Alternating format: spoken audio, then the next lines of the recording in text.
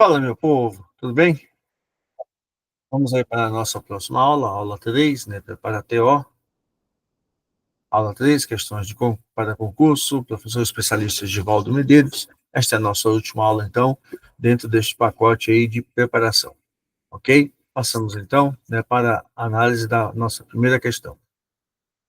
O texto base nos diz: o planejamento estratégico no setor público é um conjunto de referenciais teóricos, processos administrativos, ferramentas e técnicas organizacionais que visam construir uma visão de futuro de médio e longo prazo, assegurando coerência entre meios e fins e a efetividade das políticas públicas. O enunciado fala: com base no conceito de planejamento estratégico no setor público, assinale a alternativa correta. Letra A: define preços de mercado para os serviços públicos, de acordo com custos e demanda. Letra B. Busca apenas o equilíbrio contábil entre receitas e despesas, como ocorre nas empresas privadas. Letra C. Estrutura uma visão de futuro de médio e longo prazo, articulada com políticas públicas. Letra D. Baseia-se exclusivamente em ferramentas quantitativas, sem considerar fatores políticos e sociais. E a letra E foca-se unicamente na redução de gastos orçamentários para gerar superávit fiscal. Ok? Vamos para a nossa resposta. A resposta correta, ela é a letra C. A letra C fala: estrutura uma visão de futuro de médio e longo prazo, articulada com políticas públicas. Por quê? O enunciado está falando com base no conceito do planejamento estratégico no setor público, assinale a alternativa correta. Então, a alternativa correta é: o planejamento estratégico busca alinhar políticas públicas a uma visão de futuro. Conforme está explicado aí, olha, veja, o núcleo do planejamento estratégico público é construir uma visão de futuro, seja médio e longo prazo, e assegurar o quê? Coerência entre meios e fins na implementação de políticas. Isto é, ligar, né, o onde queremos chegar às capacidades institucionais e aos processos que tornam isso execuível. Então, além disso, ó, no setor público, a formulação e execução da estratégia passam por quê? Por mediações político-institucionais, e não apenas por cálculos técnicos contábeis, né? O que reforça a natureza sistêmica do planejamento. Em relação à explicação das alternativas erradas, a questão, a letra A, nos diz: define preços de mercado para os serviços públicos de acordo com custos e demanda. Definir preços de mercado não é finalidade típica do planejamento público. O texto explicita que o orçamento público não se reduz a um cálculo contábil empresarial, com preço de mercado de um lado e custos do outro. Logo, ancorar o planejamento nessa lógica mercadológica é reducionista. O texto aqui está falando, na apostila, né, na aula que a professora Rosana passou para você, ela para vocês, ela está explicando a respeito disso aí. Então, né, o texto está mostrando que o orçamento público não se reduz a um cálculo contábil empresarial, com preço de mercado de um lado e custos do outro, ok? A letra B nos fala: busca apenas o equilíbrio contábil entre receitas e despesas, como ocorre nas empresas privadas. Ora, o equilíbrio contábil, como finalidade central, também é equívoco, né? O orçamento no setor público é descrito como um processo político de alocação, quer dizer, escolhas e prioridades, permeando por assimetrias e vieses, e não um espelho do raciocínio empresarial, ok? Ele não tem aquela visão, né, de como o empresário tem, é diferente. A letra D nos diz: baseia-se exclusivamente em ferramentas quantitativas, sem considerar fatores políticos e sociais. O próprio texto enfatiza a dimensão política e institucional do processo orçamentário/estratégico. Reduzi-lo a técnicas quantitativas ignora esse caráter, né? E empobrece o entendimento da estratégia no setor público. Você dá uma olhada lá na aula, né, pega lá a apostila da professora, você vai verificar, você vai encontrar isso aí, que o texto enfatiza a dimensão política e institucional do processo orçamentário barra estratégico. E a letra E foca-se unicamente na redução de gastos orçamentários para gerar superávit fiscal. Redução de gastos para superávit é uma consequência possível de decisões orçamentárias, mas não define o planejamento estratégico. O material, ele sublinha que a alocação é um grande acordo político e institucional sobre a partilha do excedente social sem regra universalmente aceita. Portanto, metas fiscais não esgotam o escopo do planejamento, ok? As metas fiscais, ela não vem esgotar, né, o escopo do planejamento, ela não vai esgotar a amplitude do planejamento. Tudo bem? Vamos então para a nossa próxima questão. Ele vai falar do texto base, análise SWOT, começa olhando para dentro, forças e fraquezas. São aspectos internos que colocam a organização em vantagem ou desvantagem em relação à concorrência. Diferente do ambiente externo, sobre esses fatores, a instituição tem controle direto. Foi enunciado, na aplicação da análise SWOT ao setor público, o diagnóstico inicial deve, letra A, avaliar oportunidades e ameaças externas do macroambiente, letra B, identificar forças e fraquezas internas sob o controle da instituição, letra C, priorizar unicamente fatores políticos por serem mais relevantes, letra D, comparar somente os resultados com gestões anteriores, e letra E, desconsiderar o ambiente externo, focando exclusivamente em resultados internos. Então, veja, na aplicação da análise SWOT ao setor público, o diagnóstico inicial deve fazer o quê, né? Dentro dessas alternativas que nós temos aí. Enquanto que eu viro a folha, você responde. Ok? Então, veja, a explicação da alternativa correta nesta questão é a letra B. A letra B está falando identificar forças e fraquezas internas sob controle da instituição. Então, na aplicação da análise SWOT ao setor público, o diagnóstico inicial é o que a análise interna corresponde à identificação de forças e fraquezas. A SWOT ela começa pelo dentro.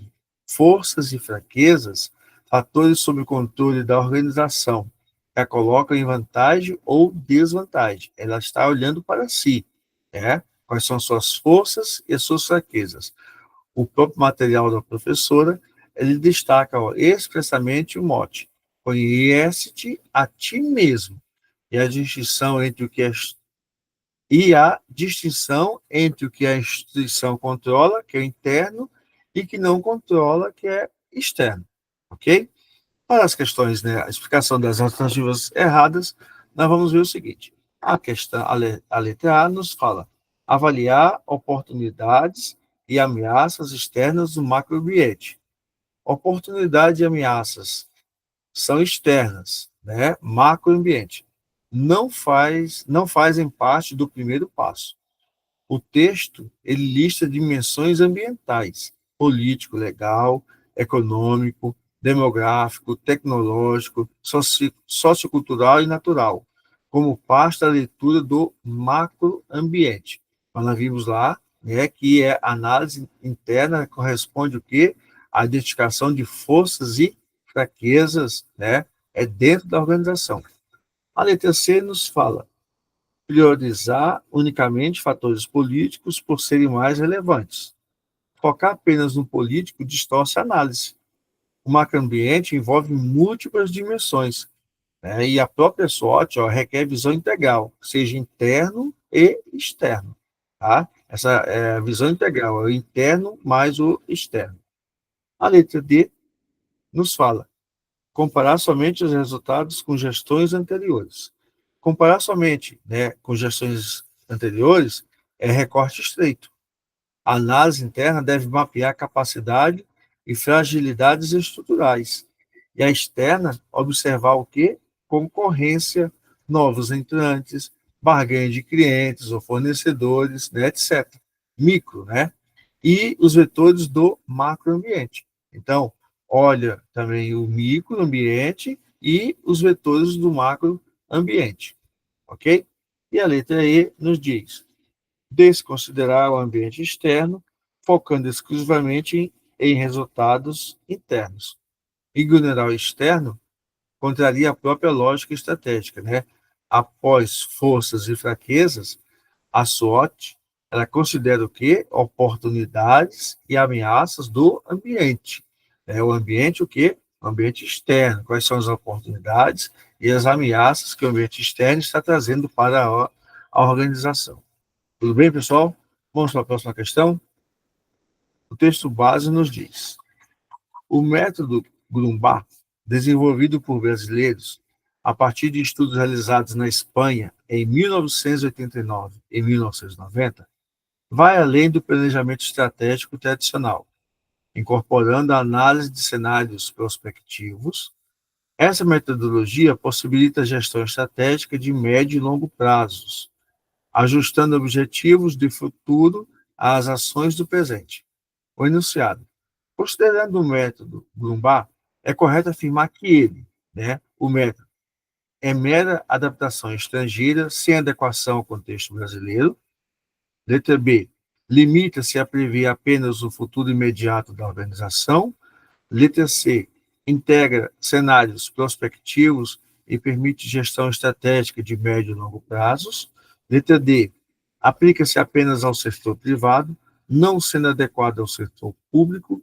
E a letra E, restringe-se a avaliações financeiras e contábeis. Então, veja, considerando o método Grumbach, é correto afirmar que ele, veja as alternativas que nós temos aí, dessas 5, e marque a resposta correta. Vamos lá, pessoal? Vamos para a resposta. A explicação da alternativa correta, Nessa questão, a alternativa correta é a letra C. Ele integra cenários prospectivos e permite gestão estratégica de médio e longo prazos. O método Grumbach amplia o alcance do planejamento, incluindo que cenários prospectivos, Então, ele foi desenvolvido por brasileiros a partir aí de estudos na Espanha, em 89 e 90. Ele vai além das ferramentas tradicionais ao entregar o quê? Cenários prospectivos. Estrutura de gestão estratégica de médio e longo prazos, com desdobramento, execução e monitoramento. Inclusive, analisa, a postura dos atores ante cenários alternativos. A explicação das alternativas erradas: a letra A nos fala, é mera adaptação estrangeira sem adequação ao contexto brasileiro. Chamar de mera adaptação estrangeira é falso, O texto é explícito quanto ao desenvolvimento nacional e adequação às instituições brasileiras. Inclusive, tem software em português. A letra B fala o seguinte: limita-se a prever apenas o futuro imediato da organização. O método ele não se limita ao futuro imediato. Trabalha com o quê? Com médio e longo prazos e com cenários alternativos, superando a visão de curto prazo. Ele cria cenários, para lá na frente para poder verificar se é adequado ou não. A letra D nos fala: aplica-se apenas ao setor privado, não sendo adequado ao setor público. Ele não é exclusivo do setor privado. O material o apresenta no escopo de gestão estratégica aplicável que às organizações públicas, ao lado de outras abordagens como balanço de scorecard. Então, a professora Osana, ela, com seu material, ela trabalhou isso aí com vocês, Ela mostrou que ele não é exclusivo do setor privado. E a letra E nos diz: restringe-se a avaliações financeiras e contábeis.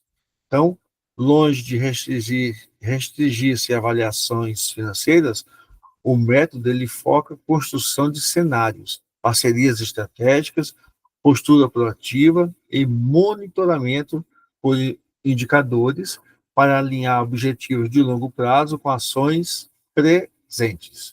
Ok, pessoal? Tudo bem? Então, aqui eu deixo para vocês aí, né, uma bibliografia básica, também uma bibliografia complementar, para que você possa pesquisar, que você possa buscar mais informações aí, né, a respeito de tudo que foi passado para vocês, o material da professora Osana. Isso aí é uma inicial, né, é o início para que você possa aprofundar mais os seus estudos. Aí nós temos a nossa bibliografia, pesquise, procure pela internet, procure livros atualizados, né? Estude bastante, pegue questões aí de concursos anteriores, pegue concursos anteriores e vá trabalhando, lendo as questões e, com certeza, né? Você se dedicando, você vai obter sucesso, ok? Muito obrigado, né? E estuda que a vida muda. Um grande abraço.